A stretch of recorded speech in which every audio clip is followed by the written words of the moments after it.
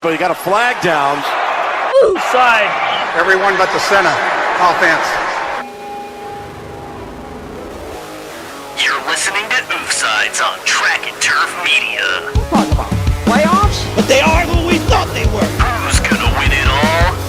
Football. And who is Dunyan Rings? You play to win the game. Live from the Dieter Brock studio. Don't let these tears fool you. There's all dog around this mug. Here's the crew that's bringing it all to you. Welcome to Oofsides. Oh, baby. We're back. Football's back. I can't believe yeah. it. We're back. Yeah. Never been more back. I'm totally not coping right now for something that happened. Almost did the show a week ago before something big happened, which it allowed myself to be optimistic about. But here we are. What could possibly be? I'm your host, Matthew. We got Dewey again. Hey, The artist formerly known as Football as well. Shit, what's my name now? Oh, man. Or is that just my name, the artist formerly known as Football? Because it's a symbol. It's a symbol that you can't say. You'd have to rip out your vocal cords. I think you should just pick a random Greek letter to go by this year. No, take the Steelers helmet, put the Prince symbol on the side of it. Yeah, that's what I'm doing for the thumbnail. I am Pittsburgh. There's, I don't know if you guys have ever heard of the YouTuber Mike the Snare, but he has this really good joke because he did a video about Prince's whole discography, and he's talking about that era of his career, and he's got the symbol on screen. He's like, what I love about YouTube is I could say that this symbol is pronounced like, and then everybody in the comments will disagree and go, no, it's actually pronounced.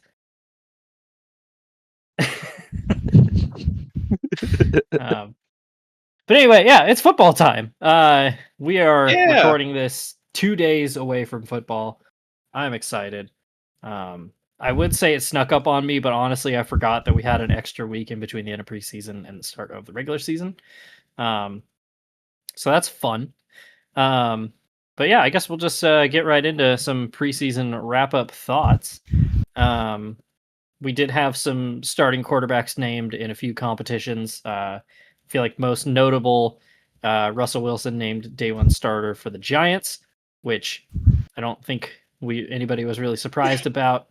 Brian Dable's like, hey, let's not kill Jackson Dart immediately. Boring. Yeah. Throw him to the wolves.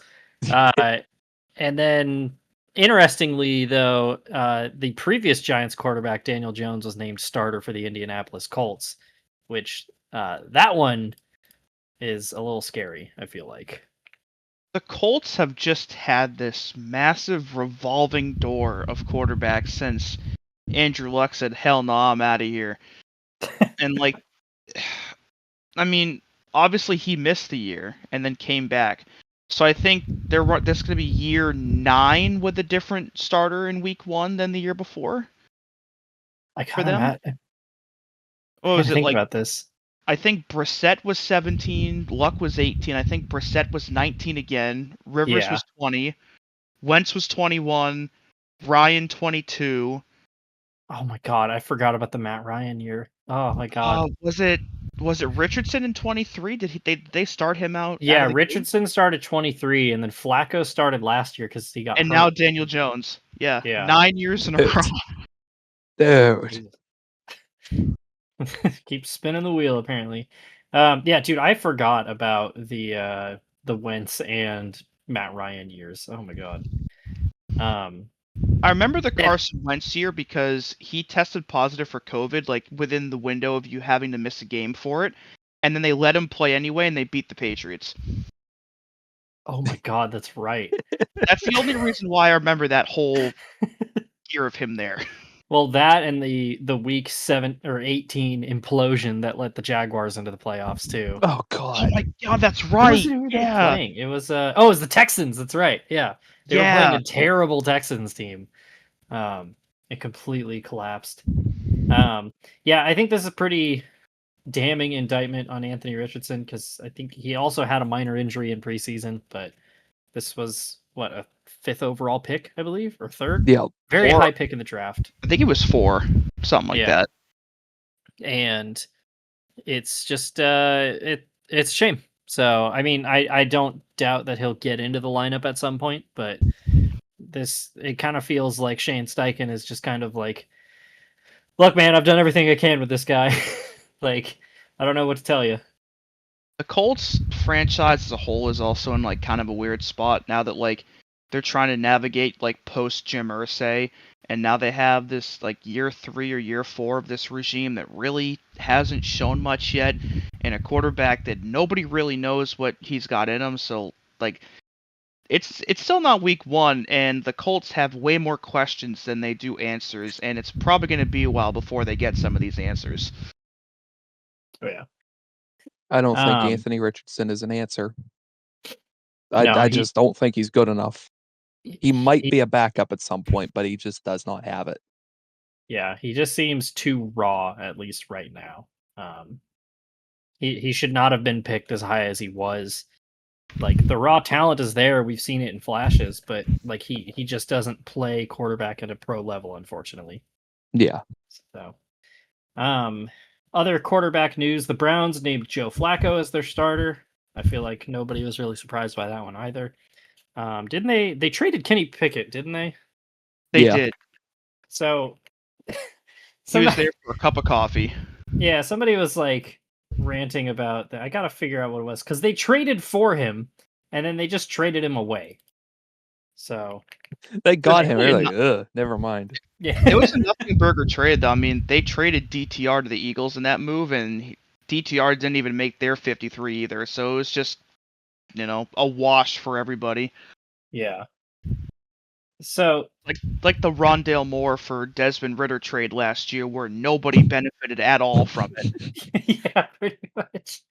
So they traded for Pickett from the Eagles for a 5th round pick, and then they just traded him to the Raiders also for a 5th round pick.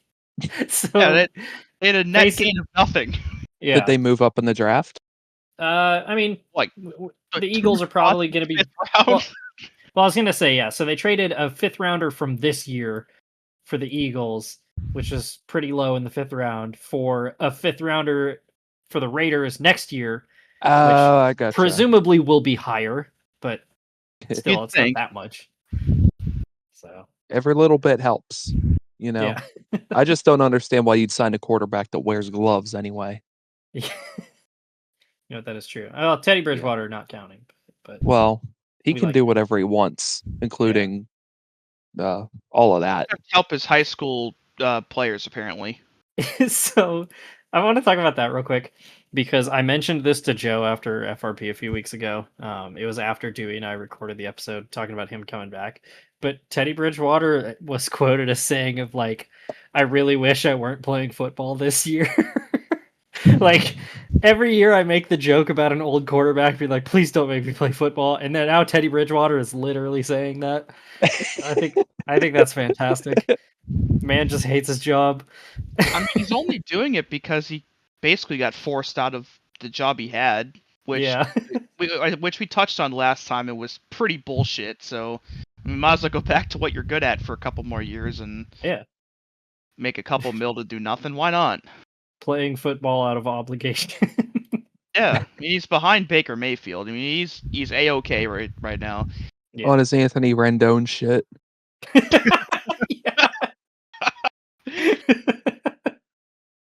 God, I saw a stat the other day of like the percentage of games that Anthony Rendon has missed for the Angels, and I was like, they're just paying him to do nothing. Yeah, they are. Yeah. It's a severance package for baseball. It's suspension.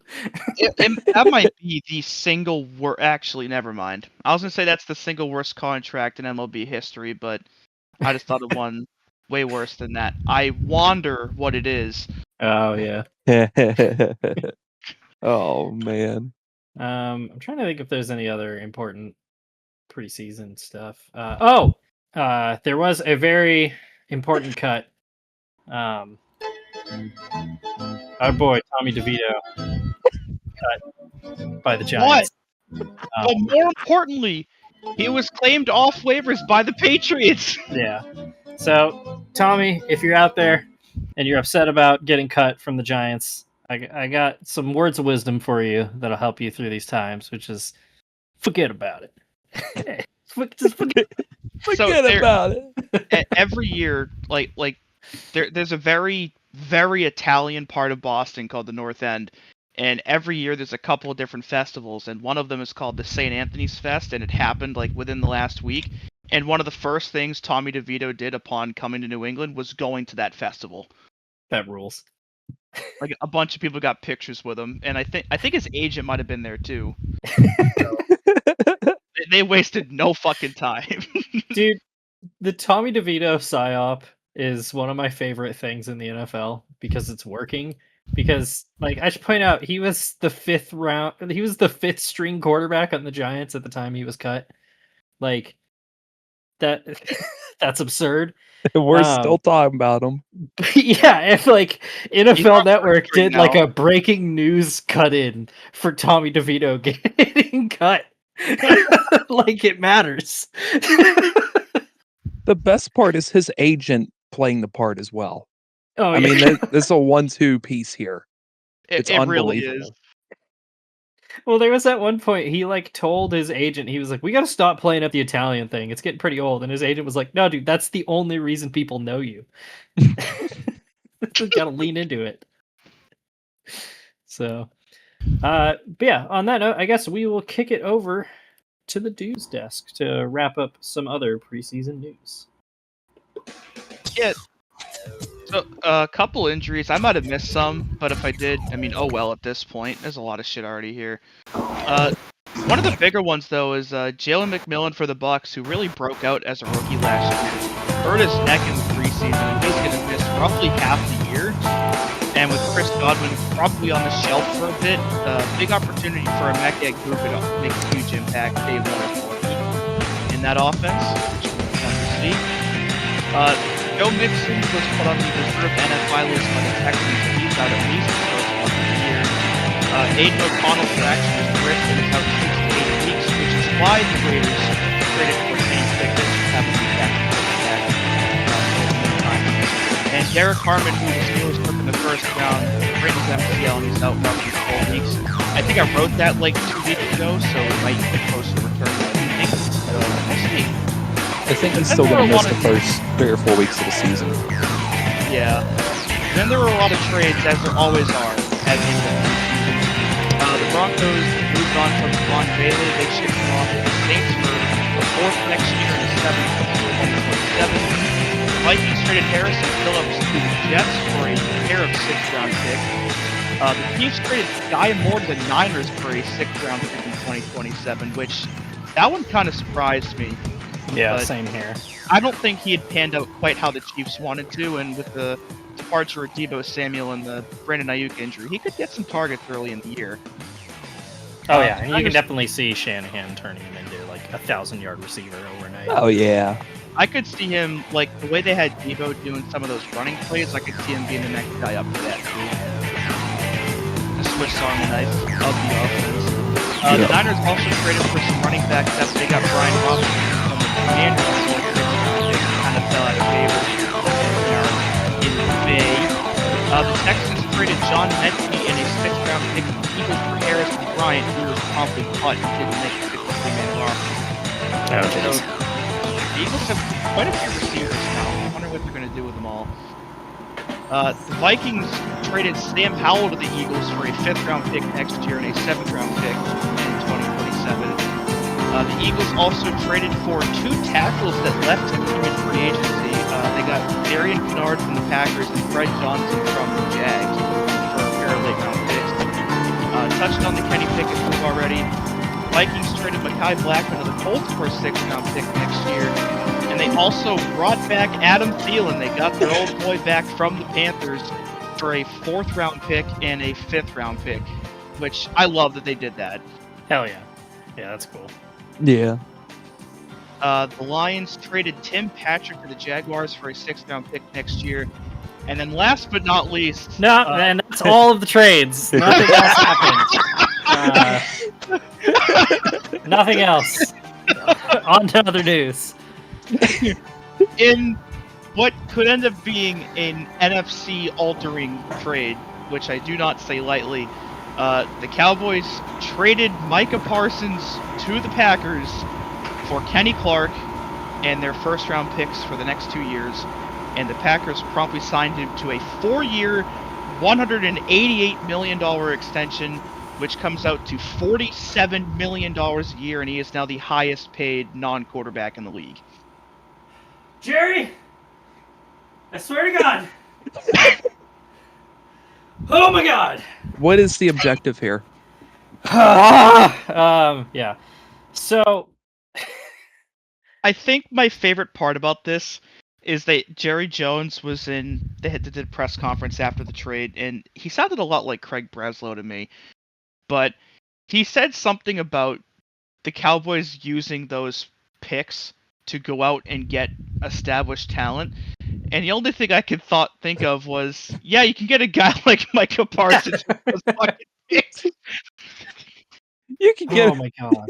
you can get a really good linebacker. It could even be Micah Parsons. So like you like obviously the way Jerry Jones is going to justify this is like, oh, look at the Herschel Walker trade. And it's like, yeah, but like look at the fucking haul they got for Herschel Walker. That's the kind of trade that will absolutely turn a team around. And like obviously those 2 first-round picks could be used to select 2 great players or whatever, right? But like pass rushers or even players like Micah Parsons who can also play coverage those are like fucking, I'm trying to think of the right word, but not once in a generation type players, but like that's a unicorn of a player, right? Like now you have to go find another Micah Parsons. You know? Yeah. Just go to the store and get another Micah Parsons. Can't be that. And it's not just that they traded him. Like if they were truly at a point where they could not get a deal done, then yeah, you trade him. But why are you trading him to the goddamn Packers, who embarrassed you the last time you were in the playoffs and have ended your season 3 times in the last decade in the playoffs? Like, they come to Dallas every fucking year, or every time they do come to Dallas, they embarrass you. And guess what? The Packers are coming to Dallas for Sunday Night Football this year. So the whole fucking country is going to get to watch this. And then it's not even like they couldn't afford to pay him because they just signed Deron Bland to a huge fucking contract extension like a week after this happened. What are we doing here? Like, I will say, Kenny Clark is no slouch. Like the package they got in return is inherently not bad. Like Kenny Clark is a really good player, and I'm sure the Packers didn't really want to part with him, but were willing to make this deal done. And if they do draft well, which, I mean, the Cowboys have nailed some pretty good picks the last couple years, those 2 firsts could end up being productive players for this team, but I just don't understand why Jerry seemingly gave up so easily on trying to get this thing done and would just rather have shipped him off than try to keep the franchise guy that grew up rooting for the Cowboys in the building for, the prime of his career.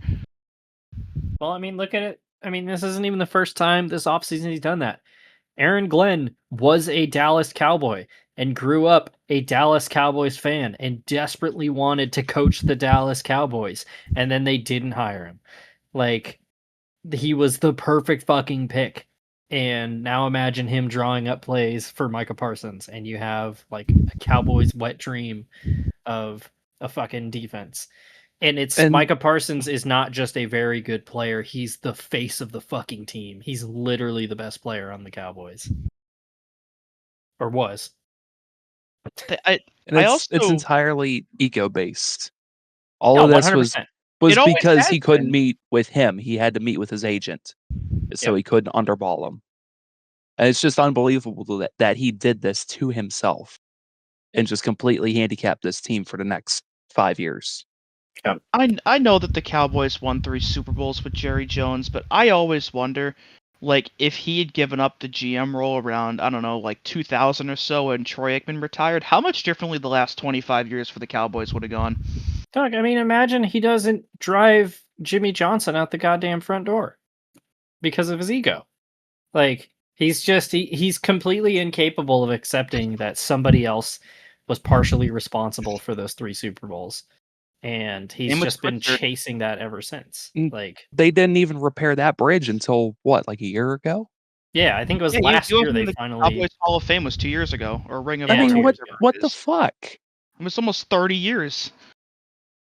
I mean, and Steven, you were mentioning the disrespect of it. I mean, Jerry Jones, when talking about this, referred to him as Michael Parsons on multiple occasions. That's Like, it's Start fucking calling him ridiculous. Cheryl. terrible. Yeah. I feel better for him having Cheryl left. Jones. Yeah. Yeah, and that's the thing too. I have absolutely no ill will for Micah Parsons. Like, get your fucking bag, man. You deserve it. And he gets to play for a team that actually will fucking appreciate him. So, Yeah, he's going to have a chance to win for once. Yeah. Not only that, too, but like if you read the statements that Micah Parsons was putting on his social accounts throughout this whole thing, he was handling it like a professional and wasn't being like an asshole about it. Like, it was like he truly wanted to stay there, and Jerry just fumbled the fuck out of it for the Yeah. umpteenth time. Oh, baby. So, I'm upset. The Packers also announced, and I this is why I'm bringing it up, but they announced he's going to wear number 1. And the reason why I bring that up is the last time a Packers player wore number 1 was Curly Lambeau himself. Holy shit, I didn't know that part. Yeah. Holy.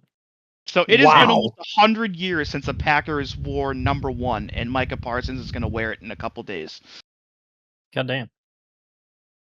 So, well, I'm sure Sunday Night Football in a few weeks is going to be real fun.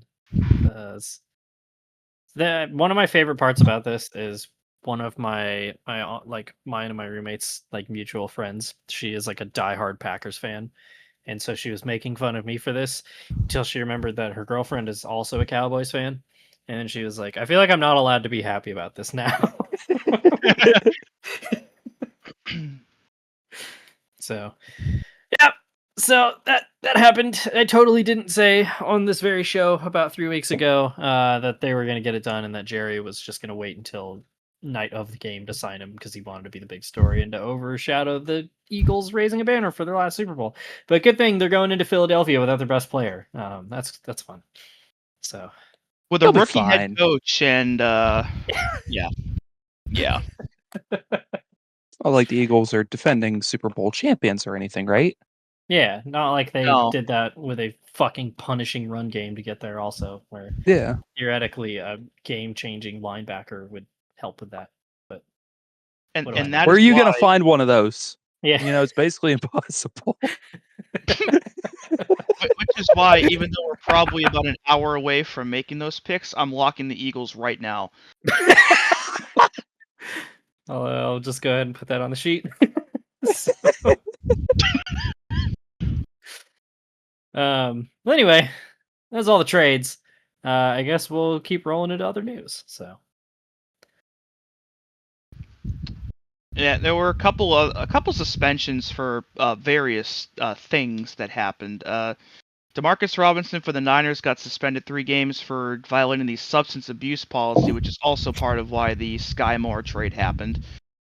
Jordan Addison had the whole DUI situation. He pleaded guilty to that, and he also got a 3-game suspension. So those two will be back week 4.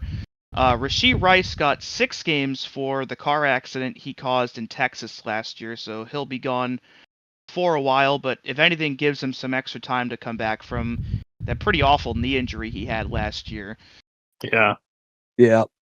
Matthew Judon was signed by the Dolphins a couple weeks ago, which I don't know what he's got left in the tank, but probably enough for the Dolphins to say, sure, come on in.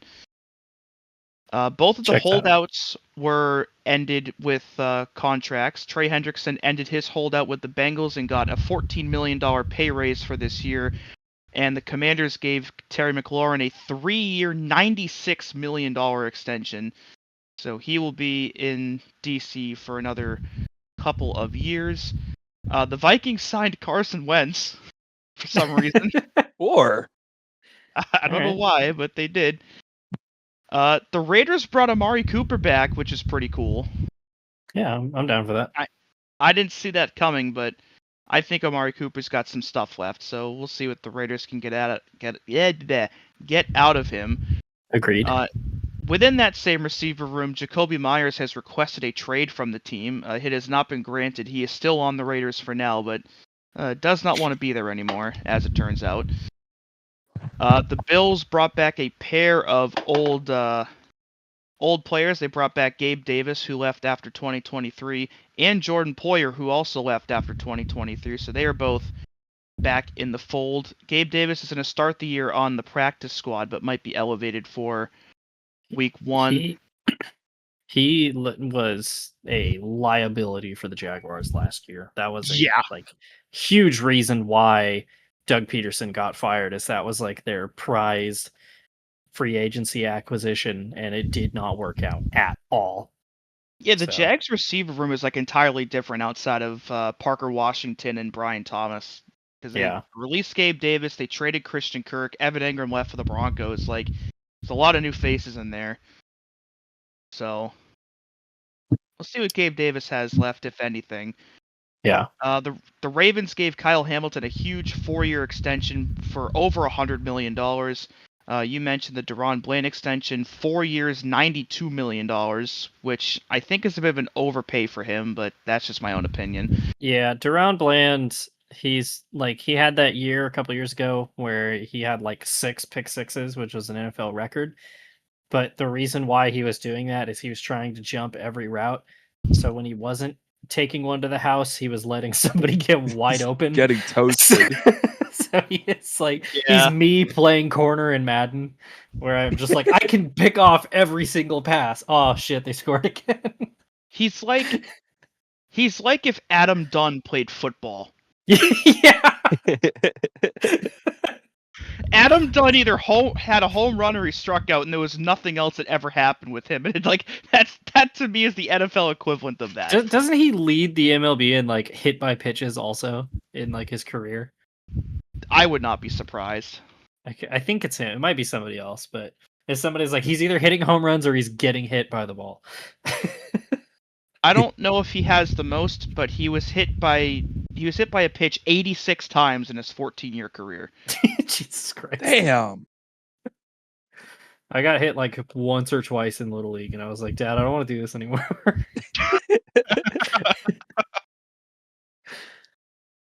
Oh my gosh. Yeah.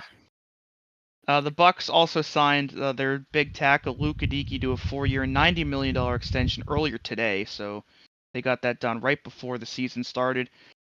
The Patriots released Jabril Peppers, which I didn't really understand, and they also cut Kendrick Bourne, who requested to be released. They also released Marcus Epps last week, who they had signed to be a depth safety. And I want to bring up really quick the comment that Mike Vrabel made after those two requested they release, because it was really funny. Oh no. So he was asked about Kendrick Bourne and Marcus Epps requesting releases, and his response was, let's see. He said, "That's news to me. We just try to put the roster together. I guess when it doesn't work out, you break up with somebody. Your girlfriend doesn't want to be with you, and then you say, well, I don't want to be with you either." Oh my god. Dude, Holy shit. I will run through a brick fucking wall for Mike Vrabel. I love this guy already. Like, I loved him as a kid, but I love him even more now. Oh my god. That's brutal. Yeah. Yeah. The other Sanders player, of course, Shadur, made the Browns roster and will be their third-string quarterback for Week 1. His brother Shiloh, who played with him at Colorado, was signed by the Bucs as an undrafted free agent, and in their last preseason game, punched a Bills player, got ejected, got released, and then got fined. I saw the video of that, yeah. So, and like he got rage baited. Yeah, I was gonna say, when I was watching that, I was like, all right, this tight end is definitely like kind of going at him, but yeah, he 100%. You can't bite on that. Yeah. No. Especially in a preseason game. So now he's not on a team, but still has to pay the fine, which Oh is my god. kind of sucks. But Yeah. that's what Well, happens. luckily he's very rich already, so Yeah, I think he'll be fine. But He'll be maybe fine. somebody else will sign him at some point. Like he's not terrible. It's just when you're a rookie trying to make a roster, you just can't be fucking doing that. Yeah. nope. You don't have the leeway to get away with that stuff that the veterans have. So. Jay Cutler will spend 4 nights in jail because he pleaded guilty to the DWI charge he had from last year when he crashed into somebody else and gave them $2,000 to not call the cops. So yeah, he got Dude's rock, man. 4 nights in jail. God forbid men have hobbies. And as part of the Michigan sign stealing scandal, wow, I just fucked that one up. The Michigan sign stealing scandal, Jim Harbaugh received a 10-year show cause penalty, and it's not consecutive. It is on top of the one he already had before. So this 10-year one does not start until 2028. So Jim Harbaugh cannot coach in college penalty-free until 2038. He's super not going back to college anytime soon. I mean, I don't know if he'll be with the Chargers for 13 years, but even if he's not, safe to say he is never coaching in college again. Yeah. And then, There's something about NFL coaches if they decide to go back to college. I don't think it's a very good idea, regardless. Yeah. On that note, Bill Belichick had his first game at North Carolina last night, and it could not have gone any fucking worse. Yeah, I've got the stats pulled up here. Bill Belichick in 511 career NFL games coached. The most amount of points his team allowed was 47, which was the Bills-Patriots wildcard game in 2021. In his first game as a college head coach, TCU scored 48. Yeah, I've got it pulled up here. Gio Lopez, who was the starting quarterback, right? Went 4 for 10 for 69 yards. Nice. And an interception. Max Johnson, the backup quarterback, went 9 for 11. Also nice. For 103 yards and a touchdown. They had 50 rushing yards. They converted a third down. And they punted 6 times. So I also want to point out that Gio Lopez went so long between completed pass attempts, the broadcast brought up a graphic that had the time of his most recent completed pass. I saw that while Noah Joyce, friend of the show, was very much coping. Yeah, poor Noah. They replaced Mac Brown with Mac Brown. Just seeing him over the course of an hour post, "We may never lose again," followed by "We may never win again." And also, TCU scoring 48 points is also insane when you consider the fact that the age gap between Bill Belichick and his girlfriend is 48 years. Jesus Christ. That's a precision strike. His girlfriend is the same age as Max Johnson. Man. Bill. It might be over. Oh. Well, it certainly doesn't help, and I didn't know this at the time. I went and looked after. His offensive coordinator is Freddie Kitchens. Oh, no. Oh, my God. Okay, so this Yeah. might not entirely be his fault. Yeah. So what we're going to do, Freddie, what's the play? We're going to run a draw on 4th and 8, because they did that one time. And Nick Chubb's so awesome, it almost worked. And of course, his son Steve is the defensive coordinator, which take that for what you will, but oh my God, dude got that bag. This is quite the staff, though. I mean, yeah, he did get that bag. That's for a while is on there too, which is awesome. But I just remember because Nick Saban left college and he straight up said he was like, it's because I can't coach the way I used to. The game I used to coach is gone because NIL and transfer portal and all that shit. And so the guy who Nick Saban learned everything from was like, no, but I can do it. And like when this move was announced, there was a lot of optimism, but I did see a few analysts were like, not so sure about this one, and it's off to a terrible start. I will say though, there are a metric fuck ton of players from the transfer portal in there. Like they got like I don't even know what the number is, but it's a lot.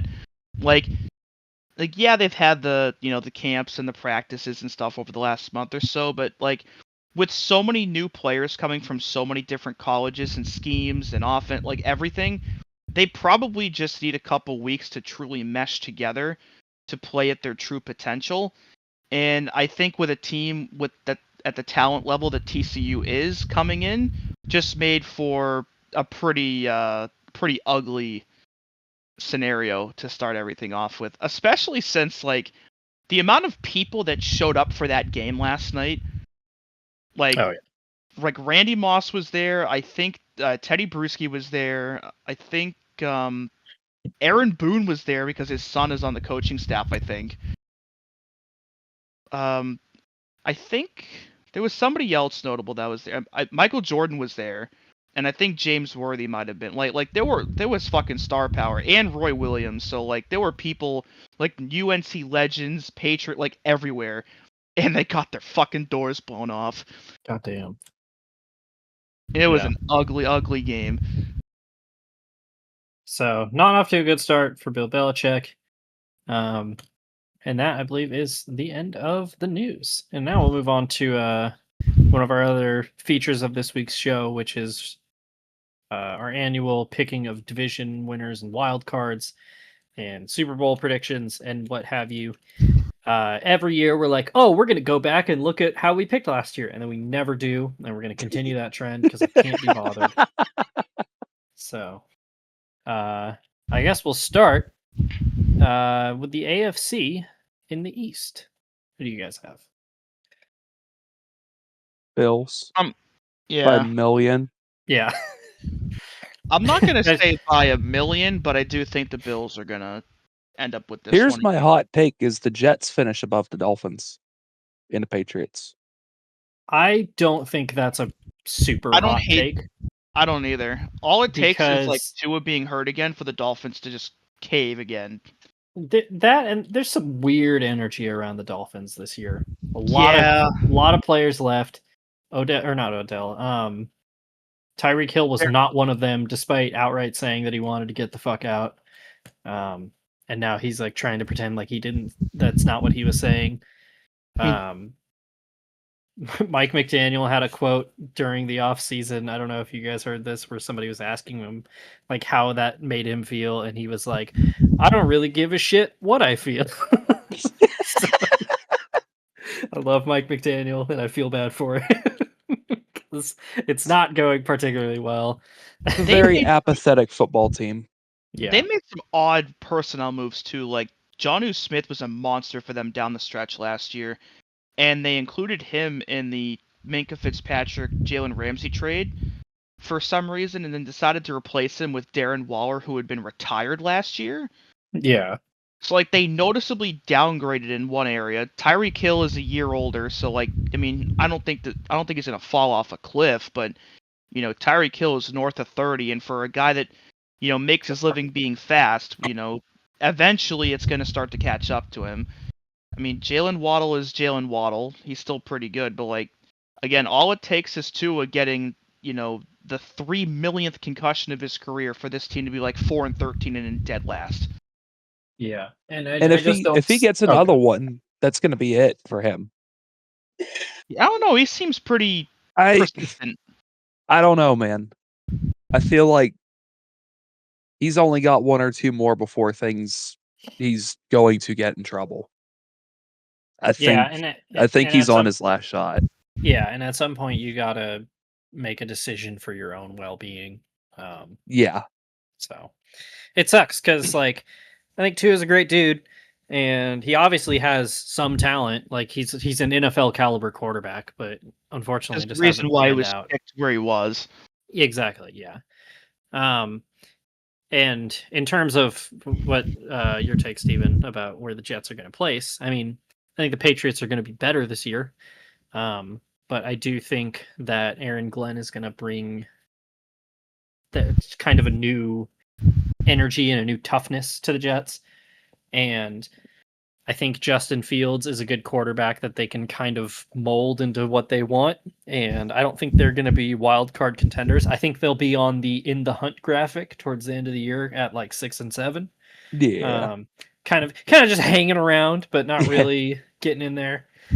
So I think the Jets will be a tough out for a lot of teams, but I don't know if they're going to be a winning team yet. Yeah. So. And that's where I see them as they're starting to build something, but they're not. They're in year one. Yeah. A lot of it's going to depend on what exactly they get out of Justin Fields. Yeah. Well, even then, like, you got to remember that, like, how promising this roster looked in Zach Wilson's last season when Rodgers got hurt. Fair. Because you had Garrett Wilson and Sauce Gardner and Breece Hall, I forgot his name for a second, all looked like these young stars who were going to be the face of the team. And then Aaron Rodgers comes in and brings all his cronies, and he's like, actually, this is my team, and everybody wanted out. And now that he's gone, the energy seems like it's much better again. Yeah. All those guys took a step back, too. Sauce Gardner was not the player last year that he was in 22 and 23. No. Like, I don't know how much that had to do with it, but, like, it was a noticeable, like, wow, what happened to him for most of last season? But, like, all that energy, all that juju is out of the building. And I think with Aaron Glenn being a defensive guy and having been a Jet for a portion of his career, I think the Jets, out of all 4 teams in this division, are going to end up with the best defense this year. Yeah, I can At definitely least. see it. Yeah. Well, speaking of Aaron Rodgers, as my cat has emerged from the closet to yell at me, hi Ziggy. I don't know if that's picking up. Hungry? Is that what you don't have to tell me that you're hungry? You can just go eat, dude. Anyway, Aaron Rodgers' new home in the AFC North. I have the Ravens repeating as champ. What do you guys got? I'm gonna pick the Steelers because I can't not pick the Steelers, but I do think the Ravens are going to they are going to win the division, but I have to pick the Steelers. Thanks, I do. Before I pick, I do want to actually shout out the Ravens really quick. This morning they introduced new prices at their concession stands in the stadium for all their home games this year, including their 12-ounce beer being capped at only $4.99. Thing of popcorn is only $2, and the hot dogs are only $3.50. So you can get like enough shit for like a family of 4 for less than $40, and that's cool as fuck. Hell yeah. And I hope other teams see that and follow it, and we get more affordable concession pricing everywhere. Earlier this year, when I went down to Anaheim to watch the Supercross opener, we went to Angel Stadium, and I bought a water bottle, and I was just like, I'm not looking at the price tag. I'm not asking the lady how much it costs, and I'm not looking at the screen when I pay. Just don't tell me. Just don't tell me how much money I'm spending on a fucking bottle of water. So I appreciate that. Steven and I went to a series at the Pirates ballpark between them and the Red Sox a couple years ago, and I bought, I think it was like a 20-ounce beer there. It was like a can of Arnold Palmer or something, and it was $13.50 in the ballpark. Jesus that Christ. Exact same can of beer, same flavor, same size, same everything, was $2.99 at the Sheets, like a mile away. Mm-hmm. Well, that's like back the Charlotte Roval race that we all went to. I bought Jesse and I a couple bottles of water because we were just sitting by ourselves over there, and it was like $14, and I was like, Jesus Christ. Yeah, it's so dumb. Yeah, shout out the Ravens for doing that. And yeah, if every stadium and every movie theater priced their shit that way, it'd be pretty cool. Yeah, you could actually have that stuff again. Yeah. And that's why the Ravens are going to win the division. So. Yep. Yes. Ziggy, stop yelling at me, cat. Oh my god. I mean, honestly, like looking at all these 4 teams, like the Bengals did themselves a huge favor by getting the Trey Hendrickson thing sorted out. They got T. Higgins re-signed. They got Jamar Chase re-signed. The problem is that the rest of their defense is still a big question mark outside of them also getting Shamar Stewart signed, which we had a whole thing about a couple weeks ago. Yeah. I think the defense is still too weak for them to be a division winner. I think this could be a wild card team, but I think the Ravens are going to end up being the ones that take this division. Yeah. They'll be competitive, but they're not going to get anywhere with how bad the defense is. Yeah. Which also, that just reminded me, we haven't heard your opinion on Aaron Rodgers yet, being your quarterback. I like it because it's different. It's not Russell. It's not Russell Wilson. That is the bare minimum. It's not Russell Wilson. I would rather have wood screws driven under my toenails than watch Russell Wilson play for my team again. Yeah, imagine seeing a year ago that you were going to watch in week 1 Aaron Rodgers throwing to DK Metcalf. Fucking Madden ass. I like it. It's different. They're just throwing shit at the wall. And I'm going to be entertained no matter what. Even if they're not good, who the fuck cares? Just blow it up. It is wild. Oh, good. I think they're going to compete for a wild card. Yeah.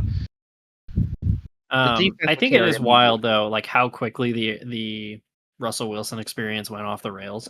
Because I think it was a Monday night game against the Cowboys when he started he came in for Fields like midway through the game. And he was like lights out, looked like prime Russell Wilson again, had like a 2-game stretch where it was like, oh shit, the old Russell Wilson's back. And then he just went back to like Broncos Russell Wilson, where he was just like, all they had to do was figure out he's lasered in on his first read, and then he rolls out to the left, and then he goes for it, and they just have to stop that every single time, and they did. Yeah, and I saw a lot of people clamoring to put Justin Fields back in, and even to keep him, and that didn't happen. And I wanted to keep him. Yeah. I think he's a really interesting player, and I wanted to see what he could do, but I'm okay with Aaron Rodgers. I know he's a goofball, but they're all like that. You might as well enjoy it. Yeah, if he can be Aaron Rodgers again, because he hasn't been special his last couple seasons, then this can work out, and the Steelers can make a run. But that's still to be determined. I do want to point out really quick, week 1, Steelers at Jets. Dude, Aaron Rodgers and Justin Fields are both playing against their old team. Against each other. There are some supremely funny week 1 matchups that we have this year. I'm pretty excited for it. They know damn well what they're doing. Yeah. And then the less said about the Browns, the better. So they are also there. Are they? Sometimes. They unveiled a fucking brown helmet this year. Their logo is literally an orange helmet. What are we doing? What are we doing here? Hot take about that, by the way. By week 6, either Gabriel or Shedeur is starting for that team. I could see it. Yeah, I could see it.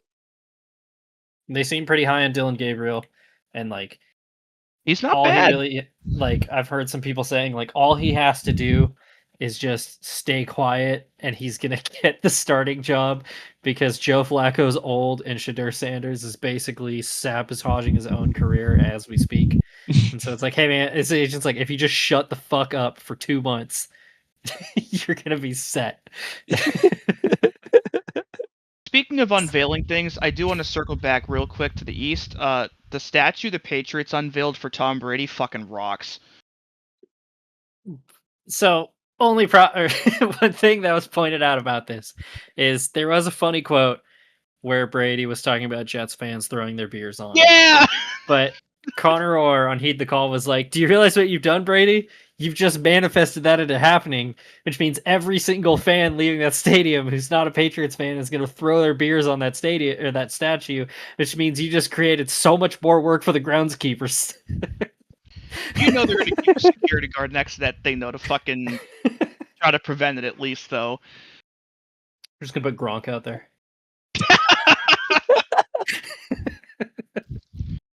No, bring all the old linebackers. Put fucking William McGinnis next to the statue and make sure no one touches it. Teddy Bruschi's not doing anything. Yeah. Sorry we released you, Lawyer Malloy. Here's your new assignment for this year. Yeah. Remember when we sent you to the Bobby Petrino Falcons? We'll make up for that. The AFC South. Does anybody not have the Texans winning this? I'm gonna take the Jaguars. I was tempted. I'm not. I Gonna don't lie. I don't like the energy coming out of Houston.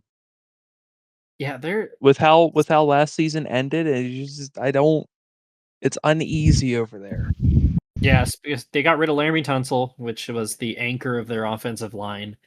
CJ Stroud took a pretty big step back in his sophomore year. They got rid of Bobby Slowick, who going into last year was like being hailed as a future head coach candidate, and that didn't work out. What's he even doing? If the Jaguars work out, like if Liam Cohen can turn Trevor Lawrence into what everybody thinks he can be, then they can absolutely steal this division because the Texans don't look as strong.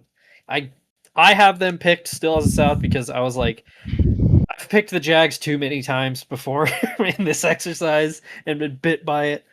So I didn't want to fall for it again. But yeah, I could see it going sideways for them. I'm gonna play it safe, I think, and pick the Texans because I think the ceiling with Daniel Jones and the Colts is only so high. And even if Cam Ward plays really well, I still can't see the Titans winning more than 5 or 6 games because that's still just a weak roster that needs a lot more help still. They still haven't fired their coach yet. They're still on that treadmill. Yeah, they still have Brian Callahan. I mean, like, he'll have Calvin Ridley as a true wide receiver one to start the year. The Traylon Burks experiment got ended, but this team still needs way more help than it currently has. So I think, like, this division's going to be a fucking mess. And the Texans could very well win it at 7-9, but I'm still going to pick or 7-10. Fuck you. But I'm still going to pick the Texans. Yeah. Fuck you, 17. And then for the AFC West, again, is anybody not picking the Chiefs? Begrudgingly going to pick the Chiefs. Yeah. I think they're still going to have their stupid devil magic, but the Chargers and the Broncos are going to be closer to them.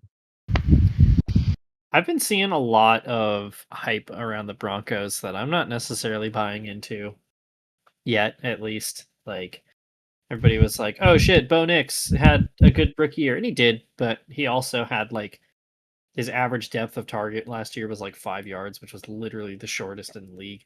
Like, he basically played all year with training wheels on. And then when they got into the playoffs and faced the Bills, they got fucking steamrolled. And now people are like, they're going to go to the Super Bowl. And I'm like, all right, let's chill. You know? Not that far, but I think they have good pieces there. Yeah. There's potential. I don't think they're there yet, though. I will say they took a really good defense and they made it even better. I mean, they got both Dre Greenlaw and Hufanga from the Niners on top of an already solid defensive unit. I don't know if it's going to be enough for them to dethrone the Chiefs, but I think the Broncos could definitely win a playoff game this time around. But Chiefs bullshit continues until morale improves. Yeah, the Chargers have an extremely strong defense as well. And, you know, if they start this season with Herbert fully healthy, which is what they didn't do last year, they can absolutely battle the Chiefs. But, you know, it's always the ifs with Justin Herbert, unfortunately. Yeah. Or I should say the team around Justin Herbert. Because I've seen so many people be like, oh, when's Justin Herbert? And it's like, Justin Herbert's already awesome. Like, yes, they haven't come up big. He's not doing anything wrong. Exactly, yeah. Reminder, he is the greatest hypothetical quarterback in NFL history. He is the perfect Chargers quarterback. He really is. I think they'll be a playoff team, but I think when the dust settles, the Chiefs are going to get the division at least one more time in a row. Yeah. We're not even talking about the Chiefs. That I've heard some rumblings that they could just go back to being fun again, which like I would be okay with if they weren't a complete bore to watch on offense.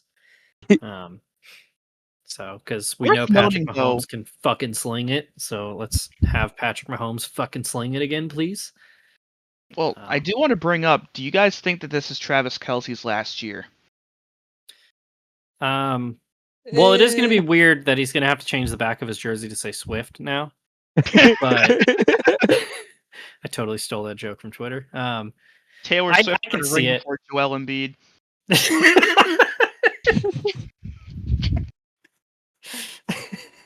Dude, you know, like because they just got engaged, right? They haven't been married yet, right? Right. Yeah. So I'm calling it right now. The Travis Kelce post about it is like gonna be his ring, and he's gonna be like, "This is gonna be better than the other 3 I have," or something like that. That just means I'll have to win a fourth. He gives Taylor Swift one of his Super Bowl rings. Taylor Swift will have more rings than the Bills. He's about to. I'm just saying they should just give her one already. Like, we know she was calling the plays. So I still want to see her on the sideline in pads. Bring her in as a on the kicking unit. The Super Bowl against not the Eagles. What was the other one? The most recent one they won. San 49ers. Francisco. Yeah. When they like fucking pointed the camera on her and she like shotgunned the beer she had, and I was like, all right, Taylor's kind of cool. Begrudgingly. And then the Raiders, I think they're going to be better. I think they're going to be similar to maybe the Jets, where it'll be like a 6-win team, but everybody like, fuck, dude, the Raiders this week, like, Yeah, I guess we start the year against. yeah.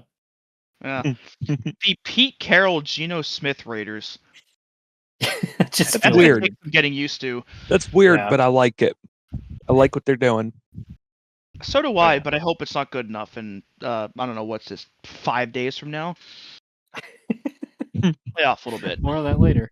Yeah. And then for our wild cards for the AFC, what do you guys have?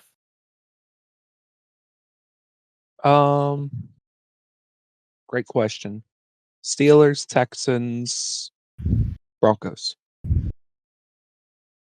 Bengals, Broncos, Chargers. I've got Bengals, Chargers, and then the Steelers slipping in, probably at 9 and 8. Mm-hmm. So I mean, 9 and 8's the bare minimum. That's government mandated. But that is true. I don't know if it'll be enough to make the playoffs this time. Yeah. So we all pretty much think Chargers are getting in. Yeah, I think it's going to be some combination of like those 9 or 10 teams. So I think like the not the Bills. I think like the Pats, Jets, Dolphins. Like I think like all 3 of them, maybe like the Jacksonville, they're all going to hover around like 7 or 8 wins, but like just be 1 or 2 crucial games short of making it in. Like Yeah, one of I those could see that. seasons you look back on where if it's like, man, if this play went differently, they'd be in the play. I think they're all going to have seasons like that. yeah, I could see that. I can see that. And then the NFC, starting with the NFC East and the defending Super Bowl champion Eagles are my pick to finally repeat as NFC East champs. What do you guys got? Well, Well, they can't repeat, right? No, Give that's me not our allowed. team. Oh, See, that is true. I'm picking them for the exact same reason. Repeating is not allowed. Mm-hmm. Yeah. Because you know it's not going to be the Cowboys. My only thing with the Commanders is look at what we saw with the Texans in year 1 of D'Amico That is Ryans true. and CJ Stroud, where they kind of came out of the gates hot, snuck into the playoffs, kind of became a berserker team, and everybody was like, "Holy shit!" And then year 2, they kind of came back down to earth. Yeah, they didn't really get better over the offseason, but Yeah, well, and I don't know. There are some parallels between them. Like you look at those Texans were a dropped Gardner Minshew pass away from losing the division to the Colts, and the Commanders were, an overtime win away or over the Michael Penix Falcons away from missing the playoffs entirely as a 7 seed. So I think the Commanders are a good team. I don't think they are the NFC powerhouse that everybody wants them to be yet, but I could be wrong. So I guess we'll just have to wait and see. Watch the Giants fucking win for no reason. Have you guys seen the Giants schedule this year? It I is haven't looked at it. fucking stupid. Hang on. It is. They have literally the hardest schedule in the league. Okay, well So- then it's not going to happen. This is their schedule, right? They start the week in Washington, then they go to Dallas week 2, Kansas City week 3, The Chargers week 4. Oh, Then they play the Saints. So that okay. We get back on the right track. Then they play the Eagles, Broncos, Eagles again, 49ers, Bears, Packers, Lions, Patriots, Commanders again, Vikings, Raiders, Cowboys. what the fuck? Because they have to play the NFC East, the NFC North, and the AFC West. And Wow. because they finished last in the division, they play the last place teams in the other NFC conferences, which divisions, but happen to be the 49ers and the Bears. So And they get us for the same reason, because we were also last. yeah. Oh my god. A generationally bullshit level schedule. So it's like No, I think the Giants will be 2-15. Yeah, I think they'll be better, but they'll win less games than they did last year. That's now that you say that, I think that's entirely possible. Yeah. That's They'll be- terrifying to think about. They're going to beat the Patriots, though, of course. Like that's just going to happen. Maybe. The NFC North. I got the Lions. Who do you guys got? I think with the addition of Micah Parsons and Jordan Love taking a step up, I think Green Bay Packers are going to win this division. I hate it here.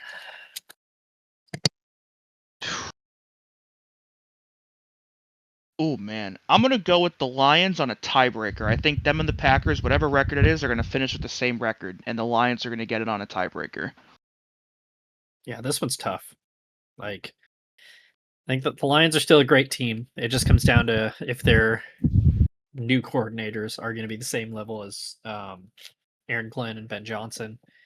The Packers did just get a hell of a lot better, though. The Bears, I don't think they'll be contending for the division, but I think the Bears should be better. And I think the Vikings will still be really good. So it's going to be tough. Yeah. I think Gonna be all 4 of these teams bloodbath could make again. the playoffs, and I think like the Bears could go like 9-8 and finish last, Yeah. like the Bengals a year ago. Yeah. The NFC West. I have the 49ers bouncing back. And I'll go more into why. What do you guys have? I'm going to agree on the 49ers, and I think we have the same reason behind it. Fuck it, give me the Seahawks. I like that. I do enjoy that. It is Darnold season, so The Matthew our Stafford boy. injury stuff scares me a little bit. Yeah. It makes me think at the very least he is not going to start every game for the Rams. And like I also wonder how well Devontae Adams is going to mesh into that offense. Like he's still good, but I don't know. I don't think the Rams are going to win it for that. The Cardinals to me just aren't there yet as a team. And the Niners, like, yeah, I think they're going to be better than last year, but they lost a lot of pieces on defense, and with the departure of Debo and Ayuk still being hurt, I think they're going to struggle out of the gate on offense. And I think those first couple games might be enough to sway it towards the Seahawks. I do think, considering Stafford's injury problems, like you were mentioning this offseason, the thing that does give me hope is, when they went into 22 as defending Super Bowl champs, and Stafford was hurt that offseason too, and they just never looked the same. And you look at the way this year they've really, they have a much better backup quarterback than they did that year. They have Jimmy Garoppolo instead of Wasn't it John Wolford? John Wolford, yeah, that's what his name was. Puka Nacua has been getting hurt, so now they have way more depth at receiver. So they've built essentially contingency plans into this roster.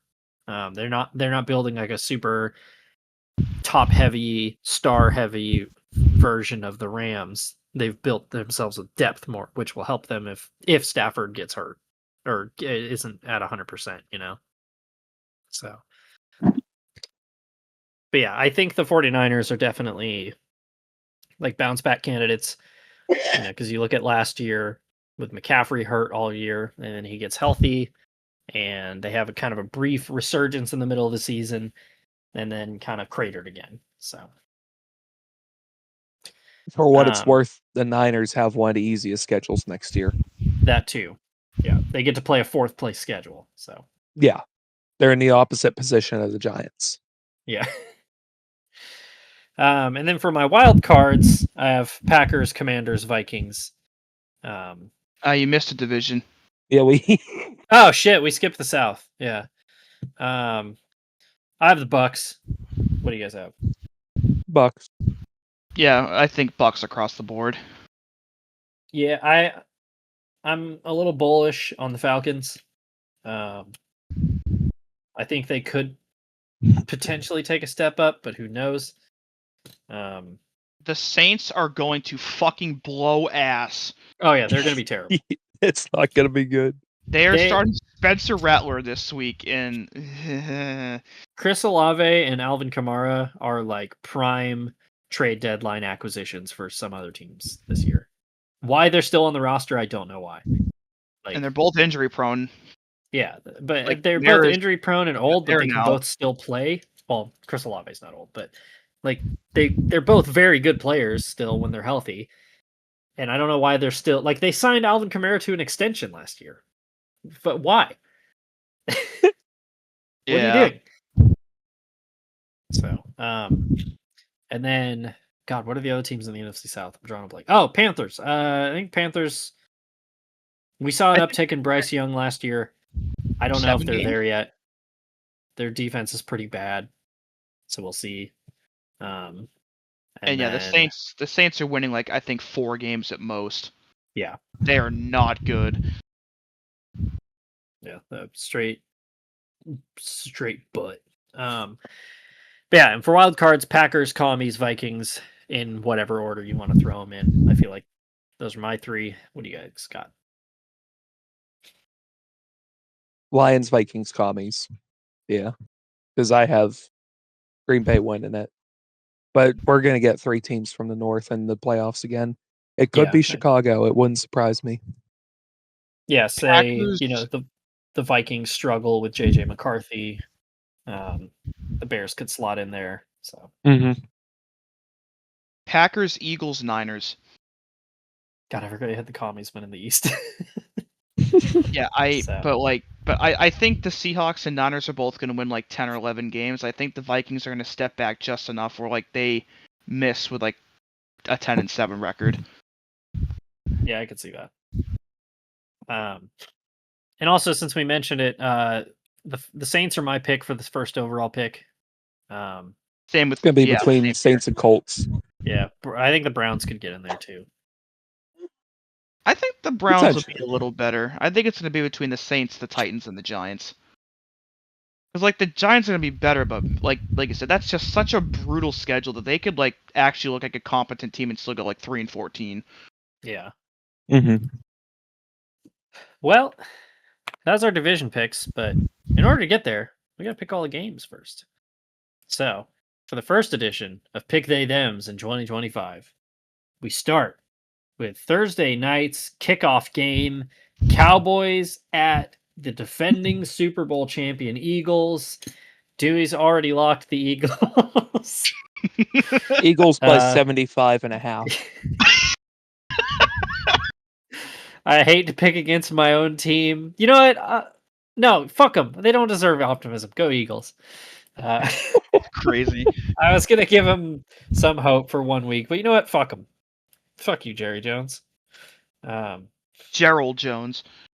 Yeah, I'm very mad. When I texted my dad about them trading Micah Parsons, I was like, so who are we rooting for this year? So. Why is my helmet on here still the Provo one?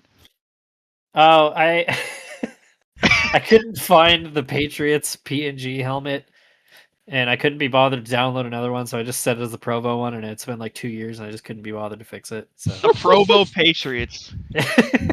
Hell yeah. And then the first ever Friday night kickoff game, or when was that Brazil game last year? That was Friday for Eagles Packers, and this is also Friday. All right, well, I'm already wrong. Chiefs at Chargers. Oh, it's really Chiefs versus Chargers, effectively. Yeah. But fuck it. I think the Chargers are going to surprise some people. Like, I don't think they're going to win the division, but I do think they're going to win this game. I Nothing could ever see happens. Give me the Chiefs. I could see this being like a weird week 1 upset that gets everybody's hopes up, and then they just go back to being the Chargers. That's exactly what I'm thinking. Yeah. My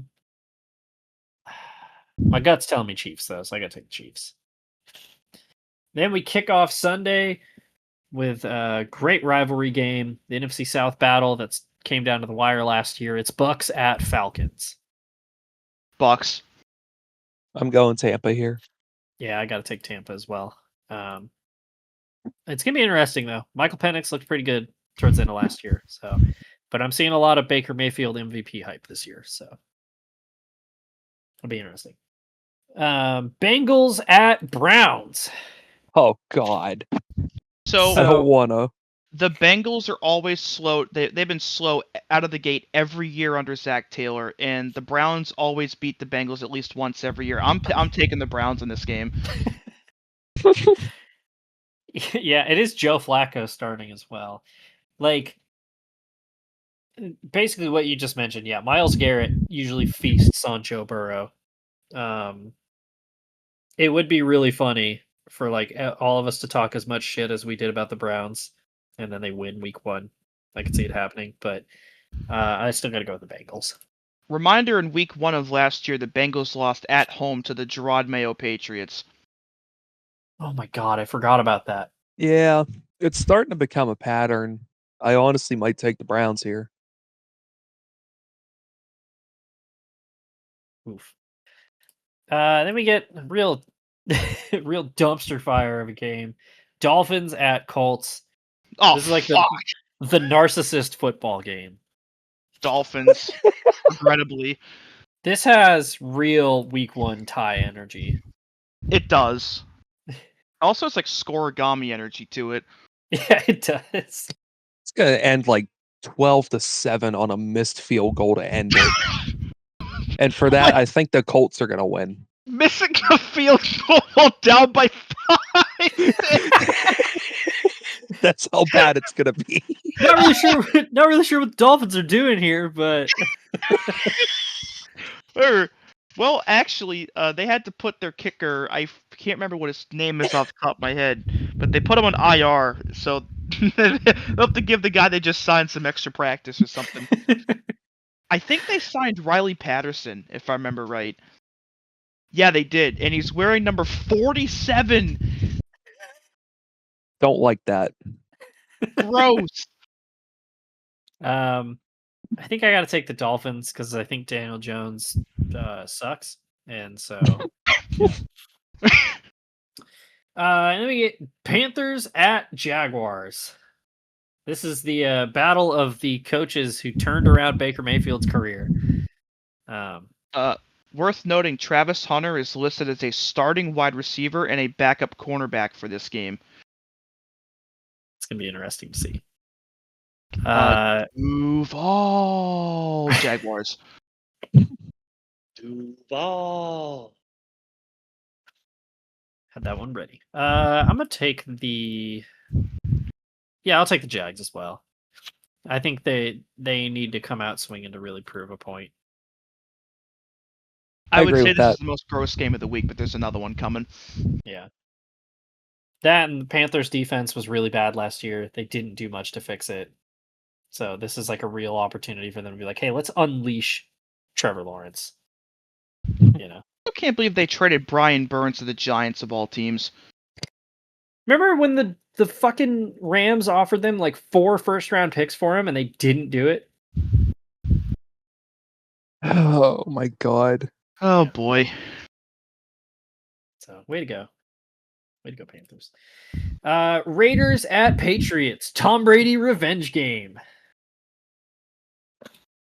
Mike I know who Vrabel, he's picking. first game as the Pats head coach, at home, new roster, new era. I'm fired the fuck up. I'm picking the Pats. I mean, I would have picked them anyway, but like, really, I believe they're going to win this game. But it is Geno season. Who cares? I mean, I could see this one going either way, especially with the history of these two teams against each other. I do think I have to say Patriots. Fuck it, I'll take the Raiders. I was leaning Patriots, but I'll be different. Fuck it. Cardinals at Saints.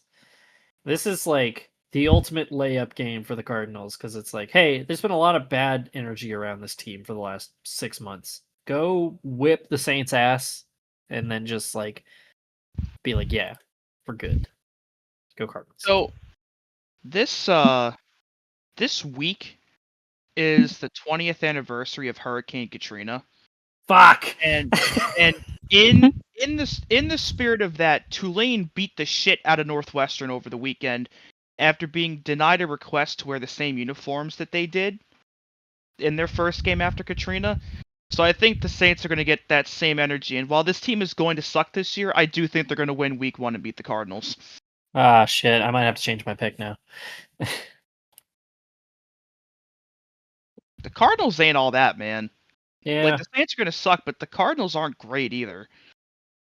I'm going to pick the Saints because fuck the Cardinals. Fuck them. I think I know why you're saying that. I'm going to change the Saints as well. We just swept picking for the team we think is going to get the number 1 pick. You know what? Fuck it. Lock the Saints. Let's go.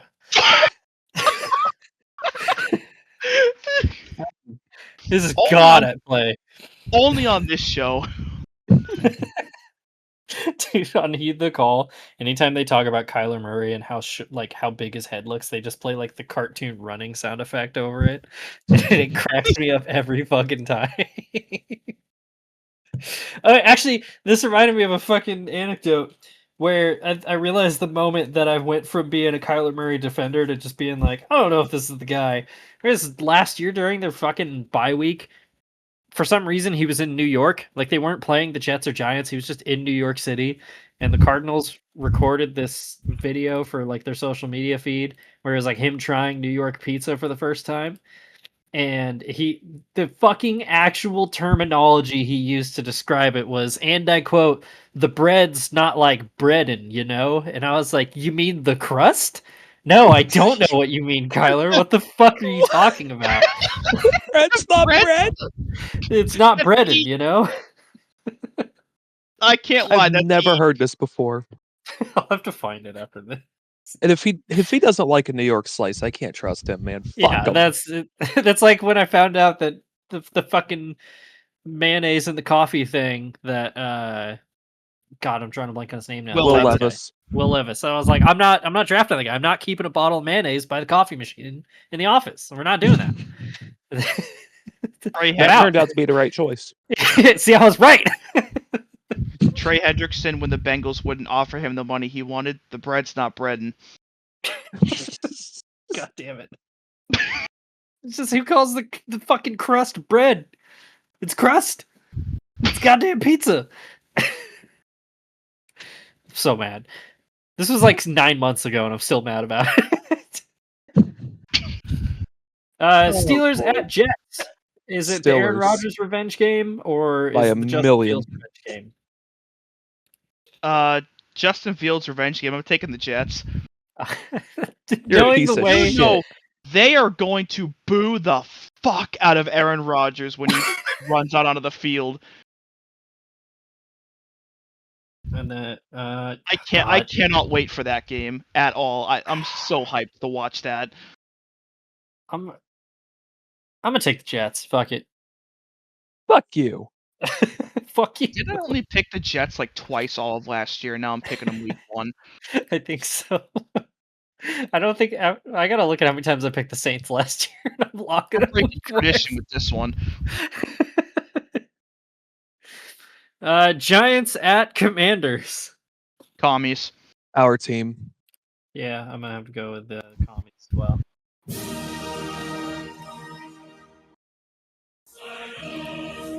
Oh, not the Chiefs. I'm not picking the Chiefs. And then we move on to the next one. This is just mean. It's Titans at Broncos. I will be locking the Denver Broncos. Cam Ward against Bo Nix. Well, it's not just that. The Broncos, who had one of the best defenses in the league last year, and then they got better, and they're like, hey, first overall pick on a really bad team. Why don't you go play this for your first game? This is going to be a Broncos pick. No question. 49ers at Seahawks. Sam Darnold revenge game. Well, I think I need to stick to my guns and pick the Seahawks, right? Yeah. I'm going for it. Fuck it. My gut's telling me Niners, but my heart's telling me Seahawks, but I got to go with my gut. I'm going with the Niners here. And then Lions at Packers. This is going to be a good one. Packers. A week ago, I would have picked the Lions. Yeah, I have to agree with Packers. I'll stick with the Lions. I've still got faith.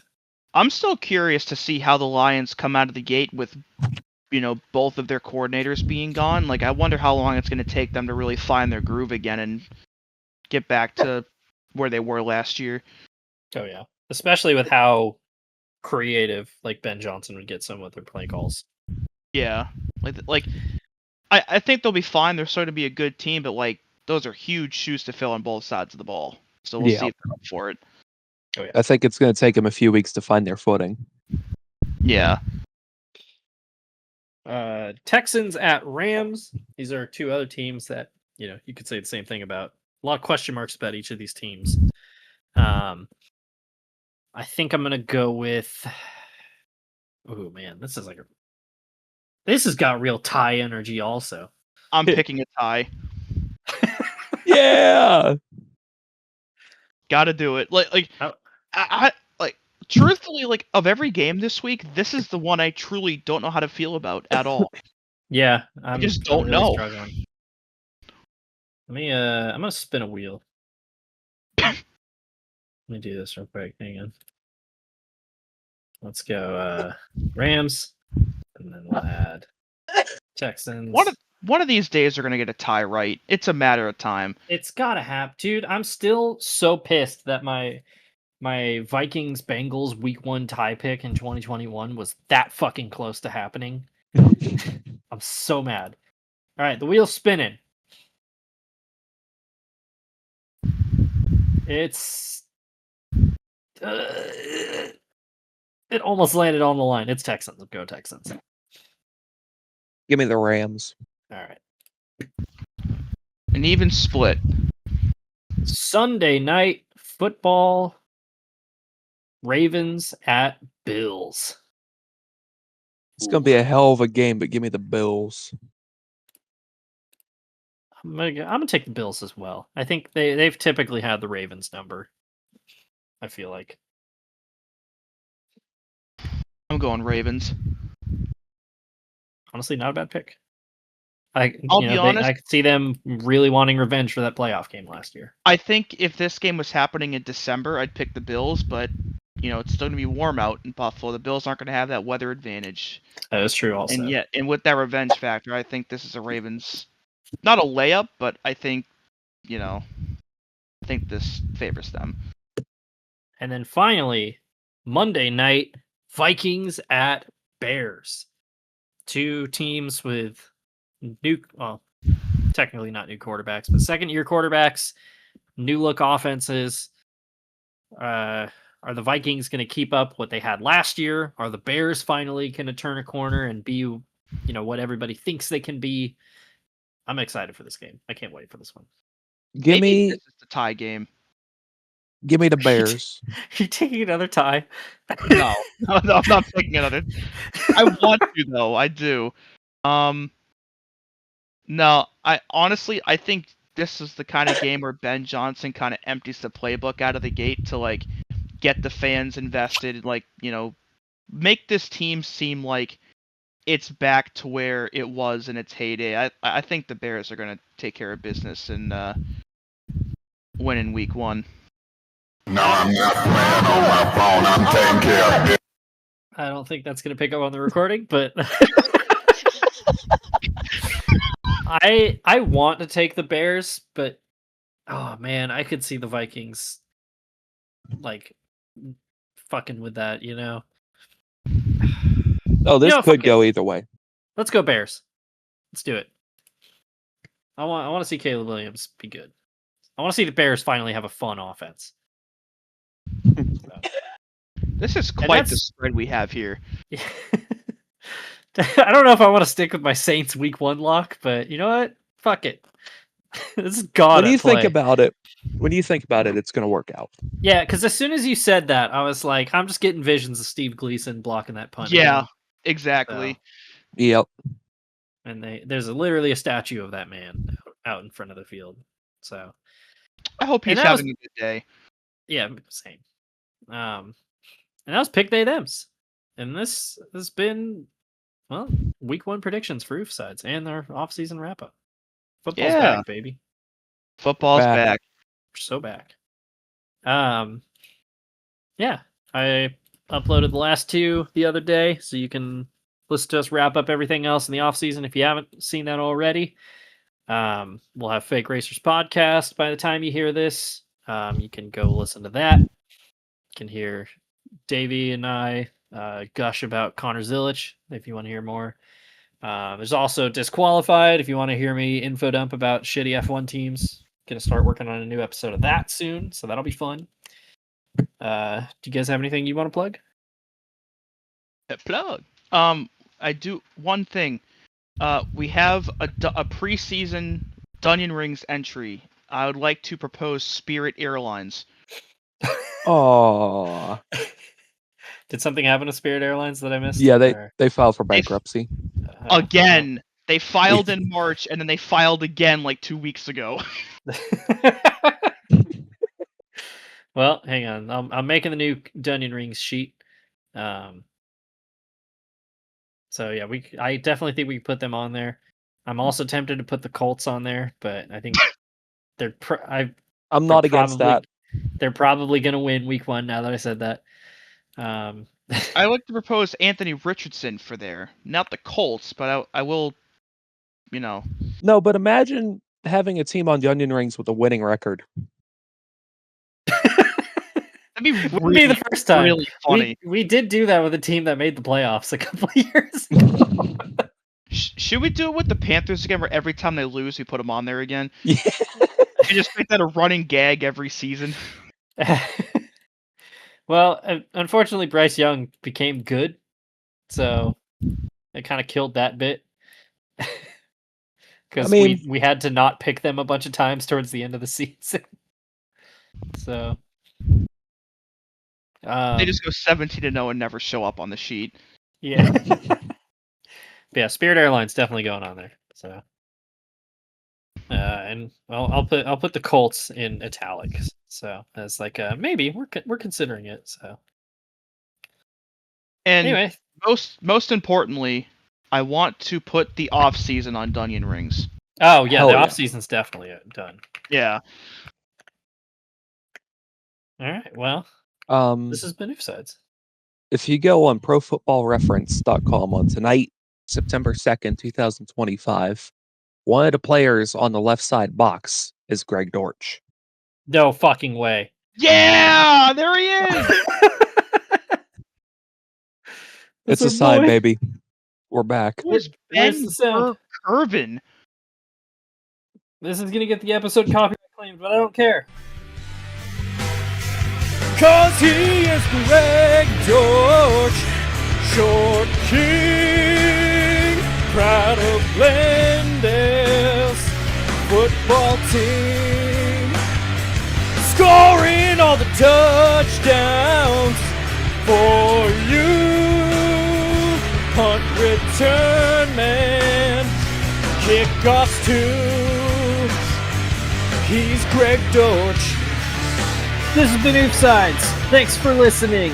We'll see you next week. Football's back, baby. Football. Goodbye.